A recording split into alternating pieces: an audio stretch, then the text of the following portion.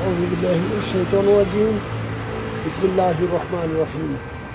সম্মানিত দেশবাসী, আসসালামু আলাইকুম ওয়া রাহমাতুল্লাহি ওয়া বারাকাতুহু। প্রিয় দেশবাসী, আপনাদের সবাইকে জানাতে চাই, আজ যেই হাদির উপর হামলা হয়েছে, গুলি করা হয়েছে তাকে, এইগুলি তার উপর করা হয়নি। এইগুলি করা হয়েছে বাংলাদেশের 5 আগস্টের গণ অভ্যুত্থানের বুকের উপর। তারা এই গুলি করে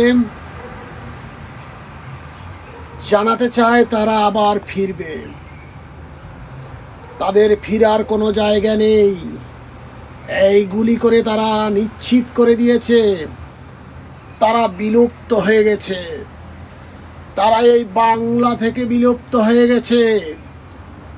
আমি তারই সাথে সাথে বলতে চাই, যারা এই বাংলাদেশে আবারও আওয়ামী লীগের দালালি করতে চাচ্ছে, তাদেরকে অতি জরুরি আইনের আওতায় আনা হোক। এই গুলির সাথে, এই হামলার সাথে এরা সবাই দায়ী। আমি আরো বলতে চাই, ডক্টর জাহিদ, তুষার এবং কথা কামাল, ওরা 3 জনকে অতি সত্বর অ্যারেস্ট করে জিজ্ঞাসাবাদ করা হোক। এবং কথা কামাল কিছুদিন আগেও ভারত থেকে ঘুরে এসেছে। সে কি সিদ্ধান্ত নিয়ে এসেছে, তাকে রিমান্ডে নিলে সে সব বলে দিবে। ওরা সব জানে।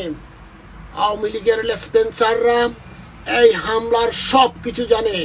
তাদেরকে যেখানেই পাওয়া যায়, যেই জায়গায় পাওয়া যায়, বাংলাদেশের যেই প্রান্তে পাওয়া যায়, অ্যারেস্ট করে রিমান্ডে নিয়ে জিজ্ঞাসাবাদ করার জন্য আমি প্রশাসনকে অনুরোধ করব। তারই সাথে সাথে যে তার উপর হামলা করেছে, 24 ঘন্টার মধ্যে তাকে অ্যারেস্ট করার জন্য আলটিমেটাম হিসাবে দেওয়া হলো। না হয় বাংলাতে আবারও স্বাধীন হবে দেশ, আবারও দেশ স্বাধীন হবে।